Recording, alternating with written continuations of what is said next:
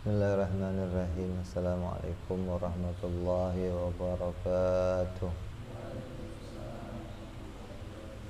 Al-Fatihah ila ruhi Sayyidina Habibina Syafi'ina Rasulillah Sayyidina Muhammad ibn Abdullah Sallallahu alaihi wa ala alihi wa sahbihi wa azwajihi wa dhurriyyatihi Inna Allah ya'ali darajatihim bil jannah wa yanfa'una bi asrarihim wa anwarihim wa ilumihim wa nafahatihim wa barakatihim fid dini wal dunya wal akhirah wa yaj'aluna min hizbihim wa yarzuquna mahabbatahum wa yatawaffana ala millatihim wa yahsyurna fi zumratihim bil afiyatin wa salamatin thumma al-fadhil sahibul kitab Sayyid Abu Abdullah Muhammad bin Yusuf As-Sanusi thumma ila Syekh Ibrahim al-Bayjuri thumma hadratul Wazir Abi Abdullah bin Mahsul al-Attas nafa'ana Allah bihim wa bi'ilumihim lahumul Fatihah.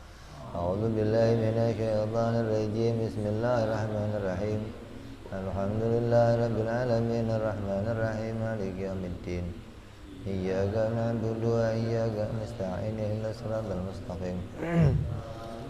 An'amta 'alaihim ghairil maghdubi 'alaihim waladdallin. Amin.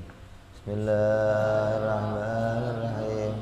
Nawaitu ta'alluma wa ta'lima wa tadhkura wa tadhkira wa nafa'a wal intifa'a الإفادة والاستفادة والحث على التمسك بكتاب الله وسنة رسول الله صلى الله عليه وسلم والدعاء إلى الهدى والدلالة على الخير ابتغاء مرضاته وقربه وثوابه وحسن الخاتمة مع اللطف والعافية وصلاح العاقبة.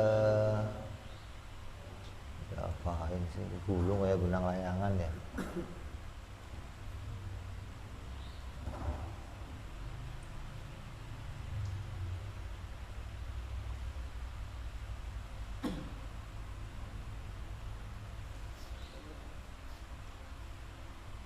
Udah cukup segitu cukup.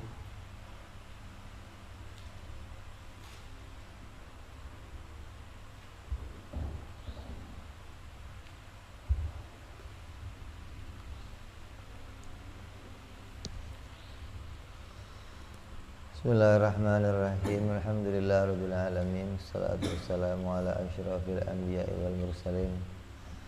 Sayyidina habibina wa syafi'ina wa maulana Muhammadin wa ala alihi wa sahbihi ajma'in. Amma ba'du. Wa ala musannifil kitab Habibul Imam al-Habib Abu Abdullah Muhammad bin Yusuf As-Sanusi rahimahullah nafa'ana bihi wa bi'ulumihi fid darain. Allahumma aftah qulubana futuhal arifin wa bihidmatika wansur alaina birahmatika ya arhamar rahimin. Ila anqal.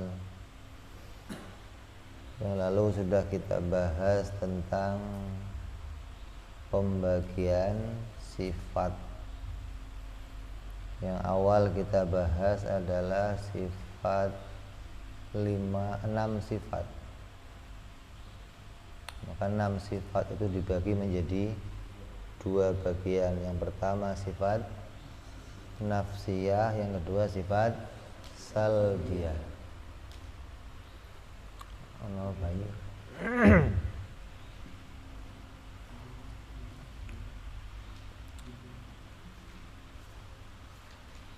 Tsumma yajibu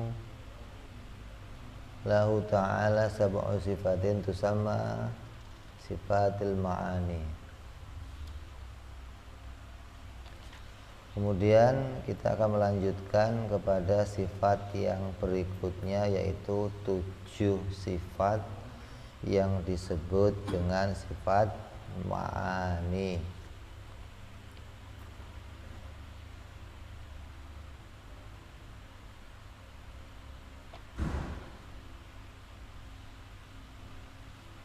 Summa yajibu lahu ta'ala ya.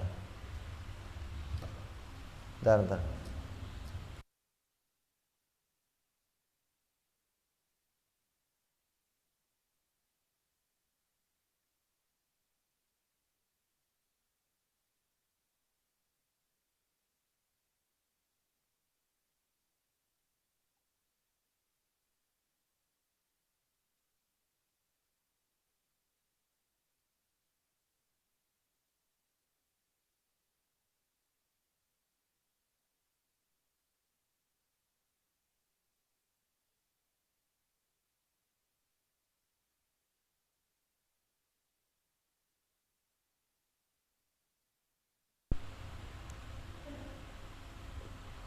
Ayo.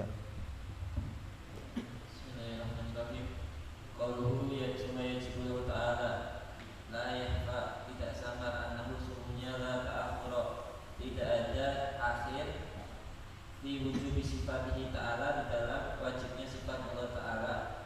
Wa illa, kalau misalkan ada akhir, lakana maka yang pasti ada al-muta'akhiru, yang akhir, wujubuhu wajibnya itu hadisan hadis. Wa huwa adapun mutaakhirul hadis itu muhalun muhal. Wa bihada, dengan ini ulama diketahui anna summa lafal summa itu limujarrad tartibi dzikri, hanya untuk tertib dzikri, penyebutan dari di mana maknanya anahu sungguhnya bacaan ukhbira, setelah disebutkan bisifati sulubi, sifat-sifat sulub, ukhbira disebutkan bisifat berita bisifat ma'ani, dengan sifat ma'ani. Wa inana qaddama kudima, semuanya didahulukan sifat sulub, sifat salbiyah ala sifat ma'ani, atas sifat ma'ani, di anna ula, karena sifat yang pertama yaitu sulub itu min qabli takhliyah, dari arah takhliyah, menyebutkan bil fa'il mujamah, dengan fa yang dititik satu. Wasaniyatu, adapun yang kedua sifatul ma'ani itu min qabli tahliyah, dari arah tahliyah, memperhias, bil ha'il muhmalah, dengan hak yang tidak dititik. Wa ula, adapun yang pertama sifatul sulub atau tahliyah itu muqaddamatun, didahulukan bukan secara huruf, alasani atas yang kedua. Lidil insanu, karena manusia itu la yatazayyanu, tidak berhias, bijamil istiad, dengan bagusnya pakaian, wa nahwiha, dan semisal pakaian, bila kecuali ba'da izalatima, setelah menghilangkan perkara bihi yang ada di dalam dirinya, minal ausahi, dari kotoran-kotoran, kadahil hamami, seperti yang ada di dalam kamar mandi. Fa'inahu, maka sesungguhnya dia itu yuzilu, menghilangkan atronahu, kotoran-kotoran dirinya, ay ausahahu, yaitu artinya kotoran-kotoran dirinya. Semua kemudian yalbasu, memakai siyabahu, pakaiannya. Wa inna ma'ada, sesungguhnya mengulangi musannaf lafdho yajib, lafad yajib, ma'ataqaddumihi, bersamaan telah didahulunya lafad yajib sabiqan, sebelum ini, fi qoulihi, di dalam ucapannya, fama yajib ilahihi lil fasli, untuk fasal, memisah, fi qoulihi, dengan ucapannya musannaf, bahadihi sifatu situ sifatin ilahihi waliraddi, dan karena untuk mengerot sorihan dengan jelas alaman atas orang nafa yang menafikan wujud sifatul ma'ani kal mutazilah. Enggak. Summa yajibu lahu ta'ala sab'u sifat. Kemudian akan dibahas berikutnya 7 sifat. Kalimat kemudian itu tidak menandakan yang akan kita bahas ini sifat yang akhir. Kayak seakan ada sifat yang pertama muncul, lalu ada sifat yang baru muncul, itu loh. Kayak kamu waktu kecil punya sifat, waktu gede juga berubah sifatnya. Oh dulu sifat saya ini, kemudian sekarang punya sifat ini. Berarti sifat yang akhir ini kayak baru muncul gitu loh. Nah kalimat kemudian di sini bukan yang seperti itu maksudnya. Karena sifatnya Allah itu nggak ada yang baru. Sifatnya Allah semua qadim, nggak ada awalnya. Semua sifat Allah itu azali, nggak ada yang duluan, nggak ada yang akhir. Tapi disebutkan kalimat summa itu adalah untuk menyebutkan urut-urutan sifat gitu loh. Untuk menyebutkan urut-urutan pembagian sifat. Yang awalnya sifat nafsiyah, terus sifat salbiyah, kemudian mau membahas sifat ma'ani gitu loh. Jadi kemudiannya itu bukan menandakan sifat baru, tapi mau membahas bagian yang baru gitu loh. Yang tadi belum dibahas akan kita bahas, namanya kelompok sifat ma'ani.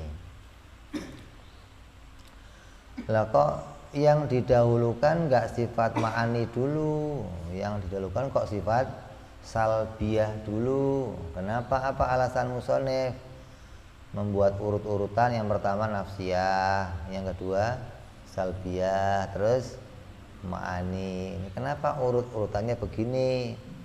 Oh, secara umum, secara istilah yang jelas di dalam masalah penyematan atau aturan penulisan yang diambil musonef, dia mengambil dari arah seseorang itu secara jelas dipahami apabila dia ingin memakai sesuatu yang bagus, pasti dia akan membersihkan dirinya dulu gitu. Orang itu kalau mau pakai pakaian, mau punya pakaian baru nih, pakai pakaian dulu yang baru, terus mandi atau mandi dulu baru pakai pakaian? Masa? Nggak pakai dulu nggak? Adil aja ngerti gitu. Berarti kan umum nih, orang itu pakai pakaian dulu ya berarti nggak jelas gitu. Berarti umumnya orang gimana? Ya mandi dulu, dibersihin dulu badannya dari yang kotor-kotor, terus pakai pakaian. Lah yang namanya sifat salbiyah itu di antara bagian sifat-sifat yang menunjukkan mau membersihkan dari dirinya Allah, dari zatnya Allah, sesuatu yang tidak layak disematkan pada Allah. Yang nggak layak bagi Allah apa nih? Ya bersihin dulu tuh.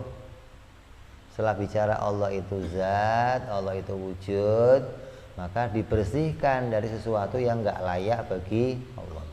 Apa yang nggak layak bagi Allah? Yang nggak layak bagi Allah apa?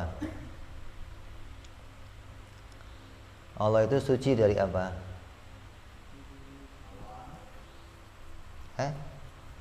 Udah dijelasin, ente dapat. Saya ada yang nanya, Bib, Allah itu suci dari apa? Kan udah gua jawab kemarin. Dari apa? Oh, nggak mudeng ya? Ditulis nggak? Terus hilang.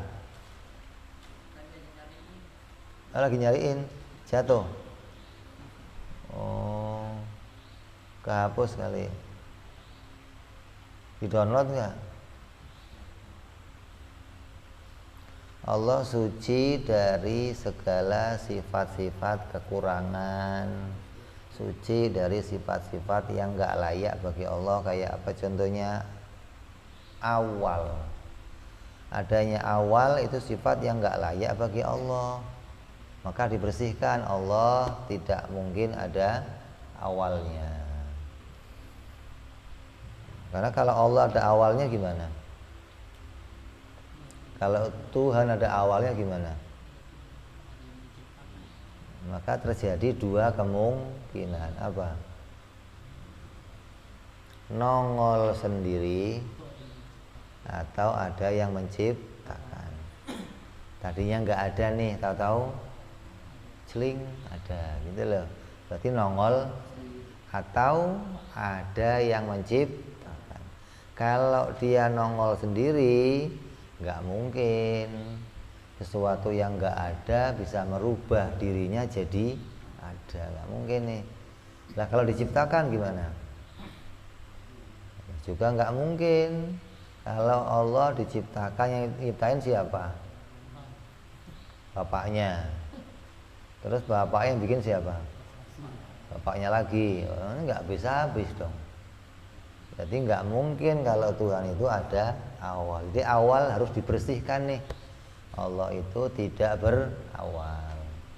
terus tidak berakhir, tidak ada samanya, tidak butuh pada sesuatu, dan tidak ada duanya.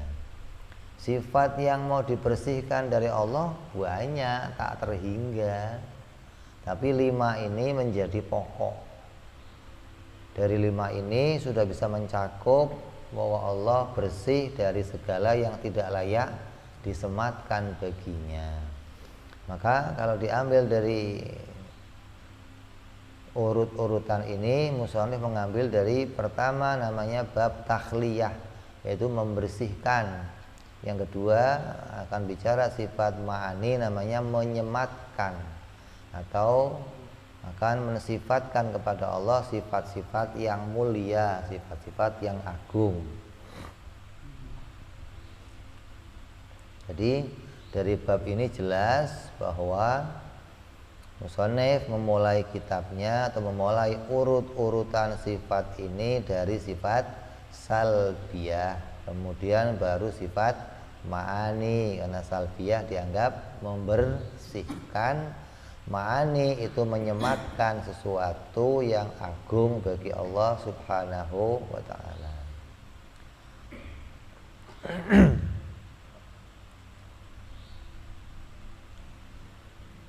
Kemudian wa innama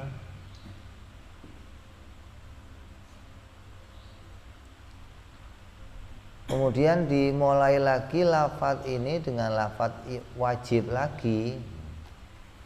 Pertama sudah ada wajib, Allah wajib bersifat dengan sifat 20.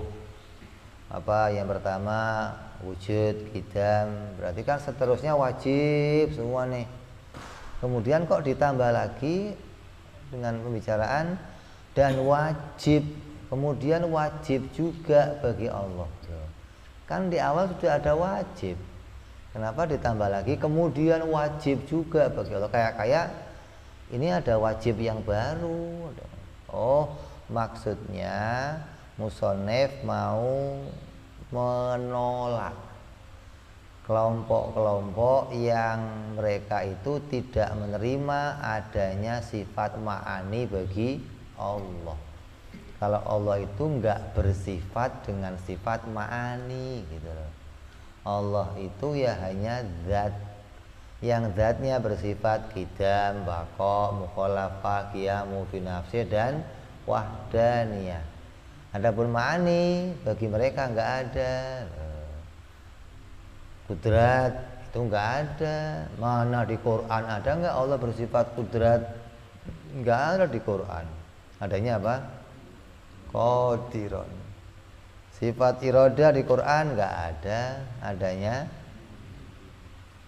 muridan. Sifat ilmu ada enggak di Quran? Adanya apa? Aliman.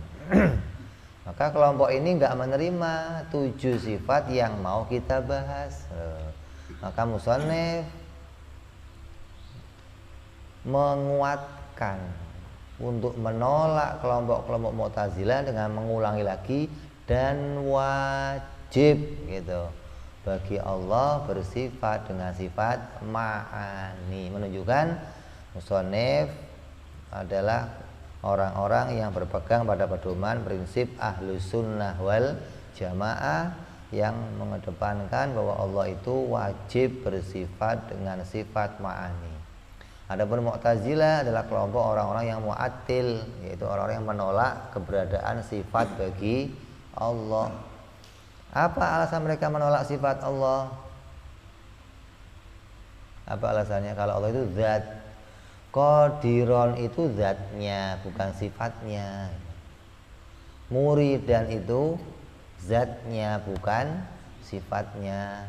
Alim itu zatnya, bukan sifat. Jadi Allah itu enggak bersifat, Allah hanya zat. Kenapa? Kalau Allah itu alim karena ilmu, berarti kayak makhluk. Kamu disebut alim kenapa? Karena punya ilmu. Kalau Allah disebut alim karena bersifat ilmu, berarti sama dengan makhluk.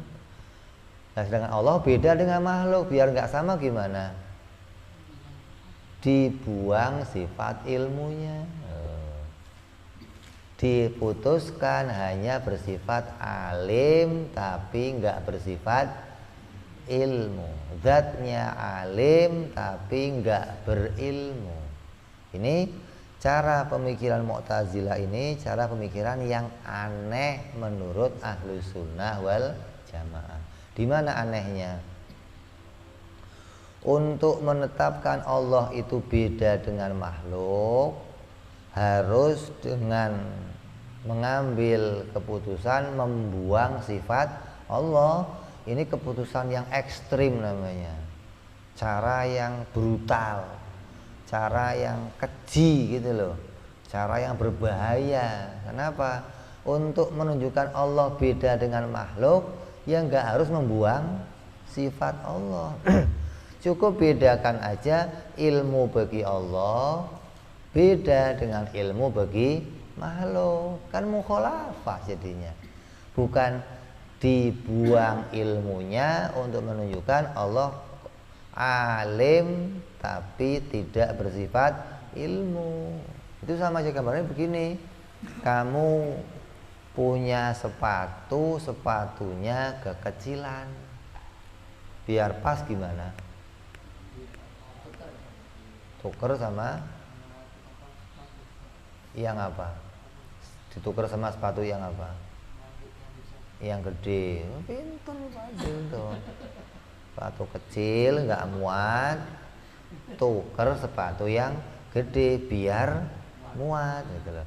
Kalau sifat ilmu yang ada pada makhluk nggak layak bagi Allah, ya cari ilmu yang keadaan ilmu itu sesuai dengan keadaan Allah, gitu mestinya dong. Jangan sifat ilmunya makhluk disifatkan kepada Allah, nggak layak nih. Oh, berarti kita harus menemukan keadaan ilmu yang layak bagi Allah. Yang bagaimana?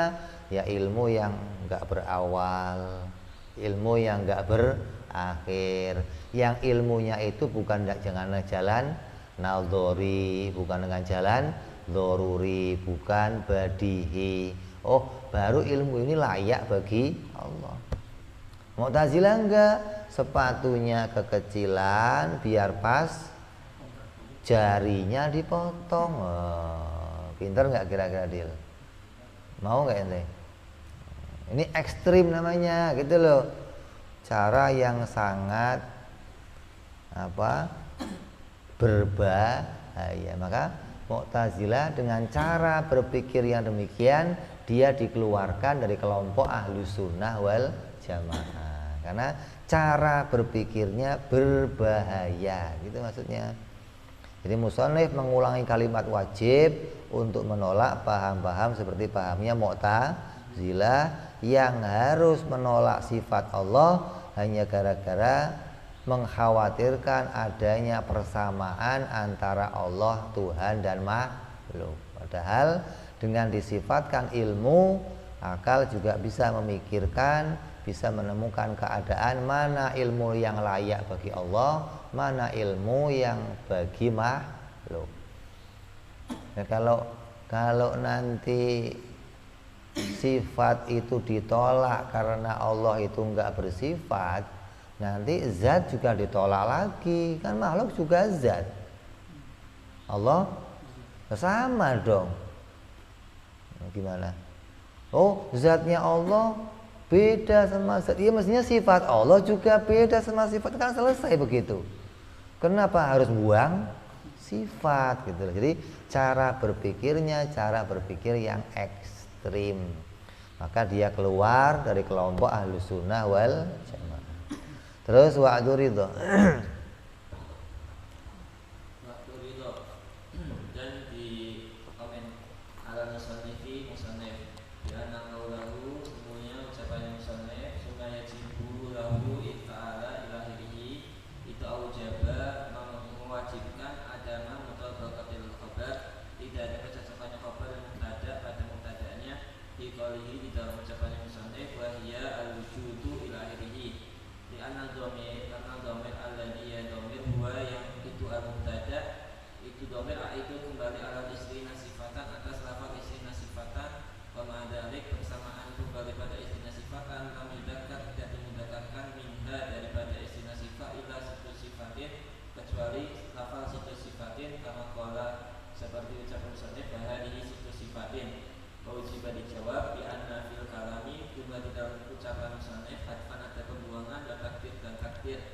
Wa takdiru ada takdirnya wahya al-wujudu wal qidam wal baqa ilahi ila akhir ma taqaddama wal qudratu wal iradatu wal ilmu ila akhir ma taqaddama ya'ti ila akhir ma ya'ti bidalili qawlihi summa yajibu lahu ta'ala ilahi fat amal qauluhu satu sifatnya. Jadi musonef dirot nih. Kenapa penulisannya nggak cocok gitu loh? Penulisannya itu nggak sesuai dengan apa yang dimulai. Ngomong Allah bersifat dengan sifat wajib bersifat 20. Pastinya ya wujud, qidam, baqa terus sampai mutakalliman. Kenapa di tengah-tengah kok berhenti gitu loh. Kemudian diulangi lagi sum'a, kemudian ini nggak cocok sama penulisan awal.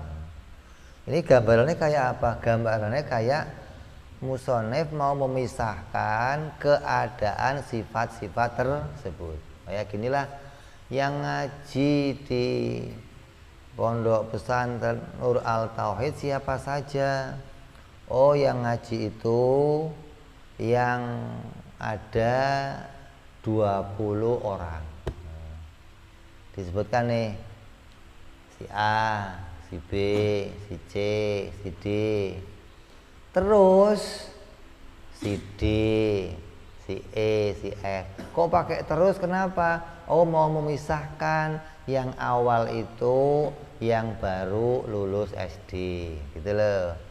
Oh, yang kemudian yang sudah lulus SMP gitu. Oh, yang kemudian yang udah lulus SMA. Jumlahnya tetap 20 maksudnya gitu loh. Jadi dipisahkan untuk misahin keadaannya, bukan mengurangi atau nambahin jumlahnya. Jumlahnya tetap 20. Tapi dipisah-pisahkan itu untuk memisahkan keadaannya. Maka sifat yang mau dibahas juga keadaannya beda. Yang pertama namanya nafsiyah, kemudian salbiyah, kemudian ma'ani. Gitu loh maksudnya. Jumlahnya nanti tetap 20. Jadi ngerot ini tidak mengurangi keadaan penulisan musonef. Musonef punya alasan di dalam penulisannya. Kenapa kok diputus di jalan, disambung lagi dengan wajib yang lainnya?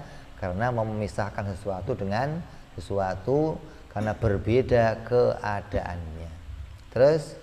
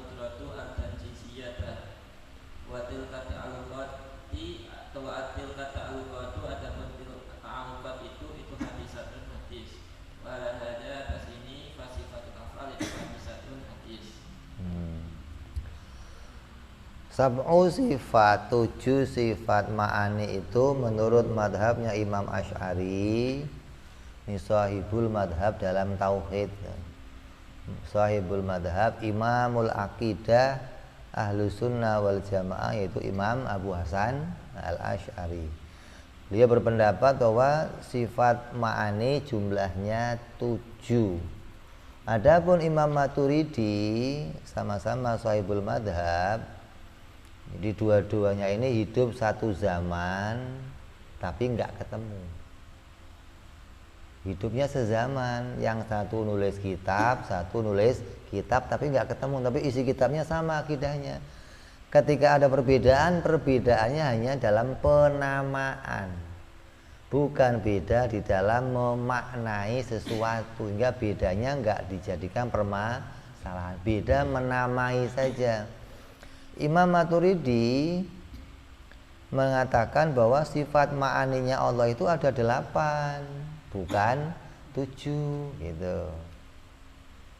Nah, kalau kamu mau jadi imam ngomong 9 boleh nggak? Boleh aja. Nanti kamu jadi imam dulu. Jangan Imam S. Arifin, jangan lo jadi imam. Oh sifatnya Allah 9, ya boleh, asal ada dalil yang mendukung gitu. Kalau nggak ada dalil yang mendukung ya namanya ngarang gitu kan. Lah Imam Asy'ari mengambil 7 dari mana? Karena didukung Al-Quran. 7 itu disebutkan di dalam Al-Quran, apanya? Maknawiyahnya. Qadiron disebut, muridan disebut, aliman disebut, hayyan disebut, sami'an disebut, basiron disebut, mutakaliman disebut. Lah kalau Imam Maturidi ngomong ada sifat takwin, ada enggak dukungan dari Al-Quran? Lah maknawiyahnya apa nanti? Gitu loh. Takwinan gitu. Iya. Lah ada enggak sebutan dari Al-Quran yang mendukung pendapat Imam Maturidi? Kemudian alasannya Imam Maturidi, yang namanya sifat menciptakan berarti bagi Imam Maturidi ada 2, ada kudrat sendiri, ada takwin sendiri gitu loh. Jadi Imam Maturidi mengatakan sifat ma'ani itu ada 8 apa? Yang pertama kudrat, terus takwin, terus irodat. Ada 2 sifat nih yang urusan sama kerja. Kudrat ya urusannya kerja, takwin juga urusannya kerja. Bedanya apa? Kalau kudrat itu menyiapkan berarti qadim. Kalau takwin memunculkan gitu, tapi tetap qadim kata Imam Maturidi gitu loh. Memunculkannya itu qadim, lah menyiapkannya juga qadim, hingga dua-duanya dijadikan sifat. Dia mengatakan kalau Allah itu kerjanya khalqan, menciptakan, maka disebut, kalau dia bil khalqi maka disebut khalqan. Kalau Allah itu ngerjain rezik maka disebut rizqon. Maka zat yang rizqon itu, zat yang bersifat rizqon, yang menjadikan rezeki itu juga qadim. Ini kata Imam Maturidi. Artinya dia mengatakan disebut rizqon itu enggak harus berkaitan sama rezeknya. Kalau dia pencipta rezeki, berarti mau ada rezekinya, mau enggak ada, tetap dia disebut pencipta rezeki. Maka sebutan pencipta rezeki ini qadim. Jadi menyiapkannya qadim, memunculkannya nanti juga qadim. Ini pendapatnya Imam Maturidi. Kalau Imam Asy'ari gimana? Oh enggak, satu sifat kudrat tapi kerjanya 2. menyiapkan dan memunculkan. Yang satu menyiapkan itu qadim, suluhil qadim, yang satu baru, tanzizil hadis. Kenapa memunculkannya baru? Kok ada sifat Allah yang baru? Memunculkan itu bukan sifat, sifatnya tetap qadim gitu. Memunculkan itu kerjanya sifat, bukan sifatnya. Kalau kerjanya sifat, baru ya nggak apa-apa. Wong itu kerjanya bukan sifatnya.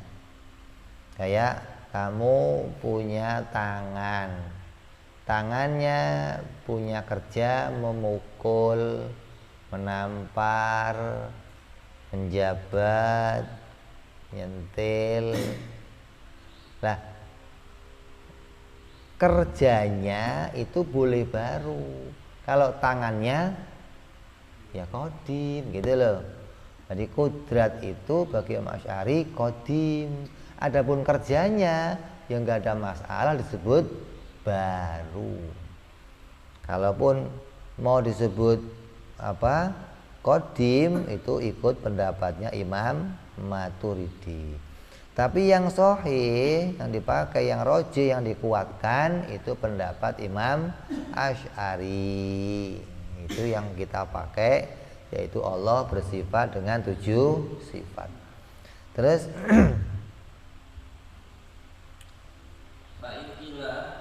kalau ditanyakan ketika ada sifat takwin biha dengannya ijad wa i'dam, mewujudkan dan meniadakan ila Maturidiyah oleh Maturidi, maka apa itu warifatul qudrah, kerjaannya qudrah wa indahu, dan menurut Maturidi ujiba dijawab bi anna warifataha, kerjanya qudrah itu tahayyu'atul mungkin, menyiapkan mungkin lil wujud pada wujud adam, bimakna ja'alahu qabilan, maknanya ja'alahu menjadikannya Allah pada si mungkin, qabilan menerima, lidzalika pada wujud dan adam, wa buhisa dan dibahas fi hadal jawabi, di dalam jawaban ini, bagal mungkin qabilun lidzalika fi dzatihi,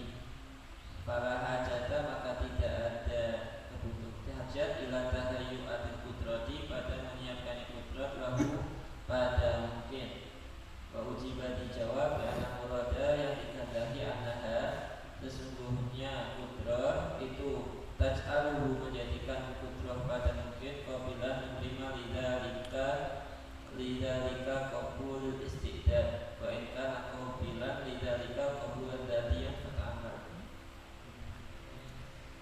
Terus dipertanyakan tadi lah, kalau memang ada sifat takwin, ada kudrat, terus gunanya kudrat itu apa?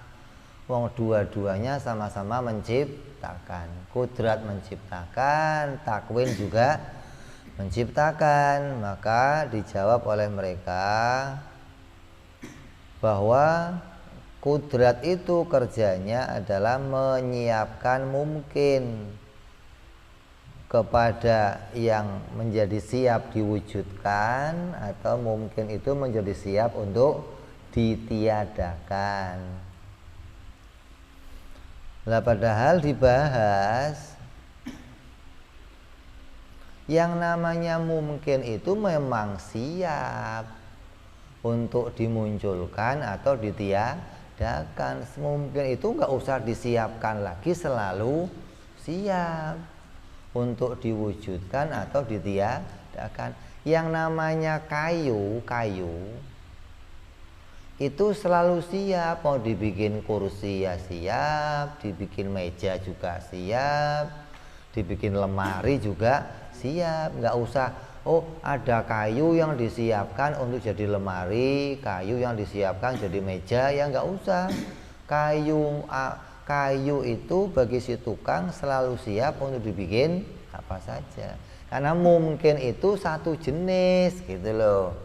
Lah beda kalau kayak kayu ada beberapa jenis, mungkin bisa begitu. Oh, ini mungkin kayu yang disiapkan untuk kursi. Kenapa? Kecil-kecil kayunya, nggak siap untuk bikin lemari. Oh, ini kayu yang siap untuk bikin tusuk gigi. Kenapa? Kecil-kecil ya, nggak bisa untuk bikin kursi. Lah kalau mungkin kan satu jenis, nggak ada mungkin kamu dengan saya mungkinnya kok beda, ya enggak, satu perkara. Maka dari mungkin itu ya enggak perlu disiapkan lagi untuk jadi sesuatu yang lain. Mungkin itu selalu siap untuk jadi wujud atau jadi adam. Maka alasan Imam Maturidi, kelompok Imam Maturidi mengatakan menyiapkan, ini dibahas tadi bahwa yang namanya mungkin itu selalu siap untuk diwujudkan atau untuk siap ditiadakan, itu adalah zatinya si mungkin gitu. Udah siap memang, nggak usah disiapkan lagi. Nggak ada mungkin, oh ini mungkin ini belum siap diwujudkan, nggak ada. Kalau ada mungkin kok belum siap diwujudkan, nanti kudrat terlambat munculin. Kata kudrat muncul, kata mungkin belum siap, ya Allah, nggak ada mungkin ngeyel begitu, nggak ada. Mungkin senantiasa siap dimunculkan. Maka kudrat itu idza arada syai'an ayyakula lahu kun fayakun. Mungkin itu senantiasa siap diciptakan, nggak perlu disiapkan lagi untuk bisa jadi perkara yang akan dimunculkan. Ini pendapat ini menguatkan pendapat Imam Asy'ari bahwa nggak perlu lagi ada yang namanya takwin, cukup dengan kudrat, walaupun nanti kerjanya dua. Apa? Suluhi, siap menciptakan, bukan menyiapkan, siap menciptakan. Kenapa? Karena Allah itu nggak wajib menciptakan. Jadi sebelum segalanya itu diciptakan, apa kerjanya kudrat? Siap menciptakan. Kenapa kok siap? Karena punya kemampuan. Karena adanya kemampuan, maka kudrat senantiasa siap menciptakan, bukan menyiapkan mungkin. Bukan mungkin, nggak usah disiapkan, senantiasa dia siap untuk muncul. Nah, kudrat kerjanya apa? Siap menciptakan. Kemudian apa yang ada pada irodahnya, ketika sesuai dengan waktu yang ditentukan, maka dimunculkan. Maka memunculkannya namanya menyatakan sesuatu. Dari siap menciptakan menjadi nyata menciptakan. Tangan ini sebelum dia nampar, mau kerjanya apa? Ya siap nampar gitu loh. Siap menjabat, siap untuk nulis gitu. Jadi bukan tangan ini menyiapkan, bukan, tapi siap untuk mengerjakan sesuatu. Nah, ketika kehendaknya itu muncul, ada kehendak untuk mengerjakan, maka tangan ini nyata mengerjakan sesuatu sesuai dengan kehendaknya. Apa yang dikehendaki? Nulis, ya tangan ngerjain nulis. Apa yang dikehendaki? Mukul, ya tangan menyatakan mukul. Apa yang dikehendaki? Menjabat, ya tangan mengerjakan sesuai dengan kehendaknya, gitu loh. Jadi nggak usah mungkin itu disiapkan lagi. Ini pendapat Imam Abu Hasan Al-Asy'ari. Terus qauluhu tusamma sifatul ma'ani, sifat al-ma'ani bil idhofah dengan idhofah allati idhofah bil bayan. Bayanya sifat yaitu sifat ma'ani wa dhabitu, adapun dhabitnya sifat ma'ani itu ayatun wa dhabit, adapun dhabitnya idhofah bayan ayat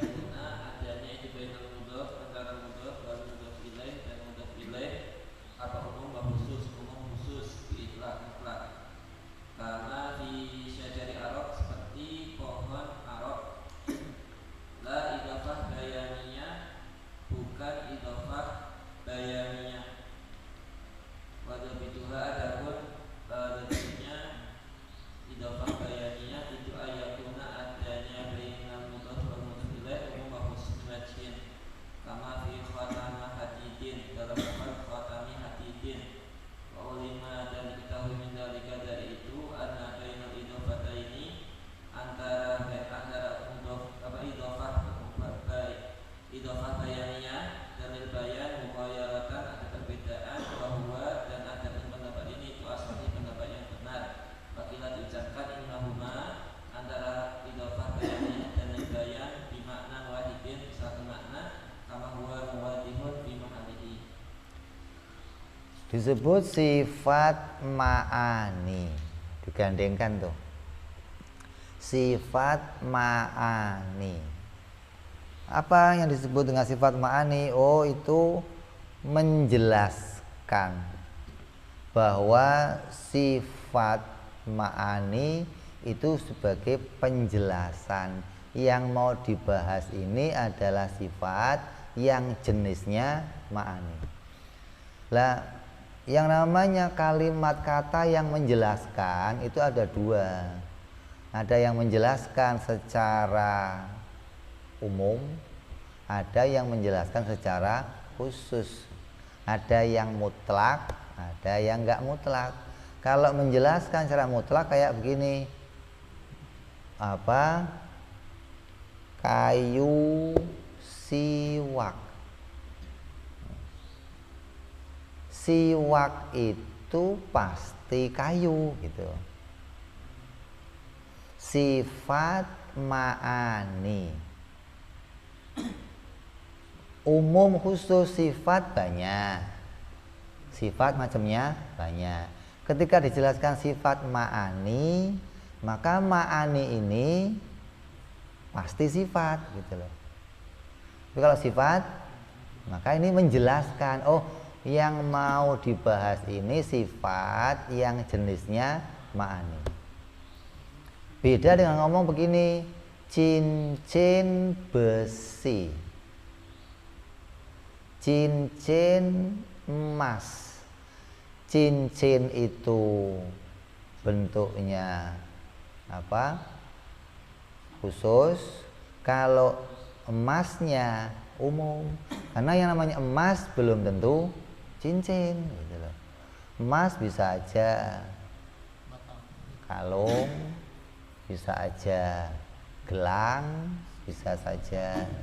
Jadi ada disebut namanya idhofah apa? Lil bayan sama idhofah bayaniyah. Lil bayan itu untuk menjelaskan keadaannya ma'ani. Untuk menjelaskan keadaannya sifat. Sifatnya itu umum, ma'aninya khusus gitu. Ma'aninya apa? Khusus. Dan itu khususnya mutlak. Kalau ma'ani ya pasti sifat. Kalau sifat belum tentu ma'ani. Tapi beda dengan kata-kata cincin besi. Besi ini mau menjelaskan si cincin, tapi besi belum tentu cincin. Nah, jadi kata ulama ada yang mengatakan ini dua-duanya berbeda. Yang satu disebut lil bayan, yang satu disebut bayaniyah. Tapi ada ulama yang mengatakan kedua-duanya sama. Apa itu? Mau menjelaskan pada yang lain. Ngomong tembok kayu. Kalau tembok kan masih umum. Oh, ini dinding dari kayu. Kalau dinding masih umum, bisa dinding dari bata, bisa dinding dari bambu, bisa dinding dari apa?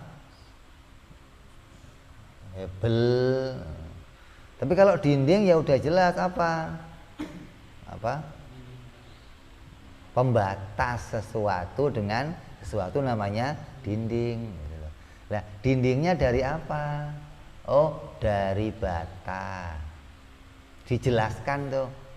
Jadi si bata itu sebagai penjelasnya. Lah kalau ngomong pohon atau kayu jati. Kalau kayu umum, belum tentu jati, bisa kayu mahoni, bisa kayu. Nah, jati ini pasti kayu gitu loh. Jadi sudah jelas kalau ngomong kayu jati ya barangnya jelas itu, sudah nggak mungkin yang lain. Ini hanya untuk memberikan pemahaman gandengan ini atau apa, idhofah ini adalah menjelaskan dalam keadaan yang satu sebagai posisi umum, yang satu mengkhususkan untuk memberikan penjelasan. Karena yang mau dibahas nanti apa? Ada 4 sifat. Ada sifat nafsiyah, ada sifat salbiyah, ada sifat ma'ani, ada sifat ma'nawiyah. Jadi gandengannya itu untuk menjelaskan keadaannya si sifat. Yang mau dibahas apa nih? Oh ini ma'ani. Oh yang dibahas apa nih? Oh ini salbiyah. Apa nih? Oh ini ma'nawiyah. Maka gandengannya ini adalah untuk menjelaskan. Lah kalau yang nggak digandengkan gimana? Ya masih nggak jelas. Yang mau dibahas apa nih? Sifat. Ya semua sifat. Makanya orang yang ngaji sifat 20 tapi nggak bisa memisahkan kelompoknya menjadi 4, nafsiyah, salbiyah, ma'ani, ma'nawiyah, belum bisa mengenali Allah dengan jelas. Kayak anak-anak kita yang baru apal-apalan wujud, qidam, baqa. Wujud, qidam, baqa. Tanya, wujud apa? Sifat. Qidam apa? Sifat. Kudrat apa? Sifat. Qadiron apa? Sifat. Apa bedanya? Ya nggak ngerti. Karena belum bisa menjelaskan keadaan-keadaan sifat tersebut. Tapi ketika sudah dipisah-pisah, oh jadi tahu, oh wujud apa? Sifat. Sifat apa? Nafsiyah.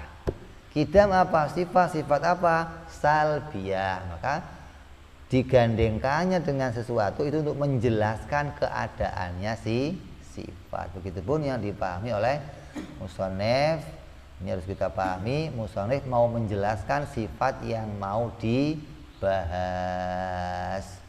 Jadi mau ente pakai bayaniyah ya boleh, mau pakai lil bayan juga boleh. Yang jelas apa? Itu menjelaskan keadaannya si sifat. Gitu aja ya.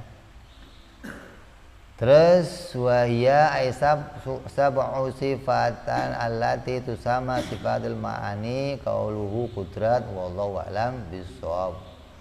Wa ila hadratin nabi al-fatihah. A'udzu billahi minasyaitonir rajim. Bismillahirrahmanirrahim. Alhamdulillahirabbil alamin arrahmanir rahim maliki yaumiddin. Iyyaka na'budu wa iyyaka nasta'in ihdinas siratal mustaqim.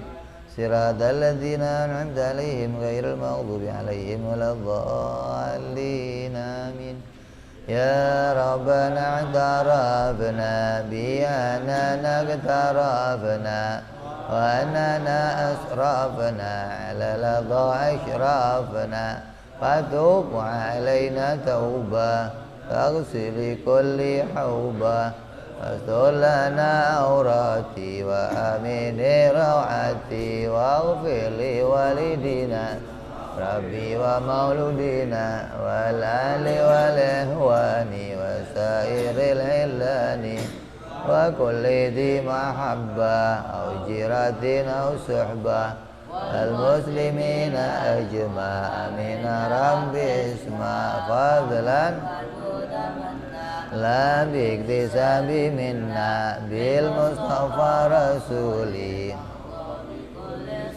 صلى وسلم ربي عليه عند الحبي وآله وصحبه عدد طمس صحبي والحمد لله بدء وتناهي سبحان ربك رب العزة عما يصفون وسلام على المرسلين Alhamdulillahirabbil alamin. Assalamualaikum warahmatullahi wabarakatuh.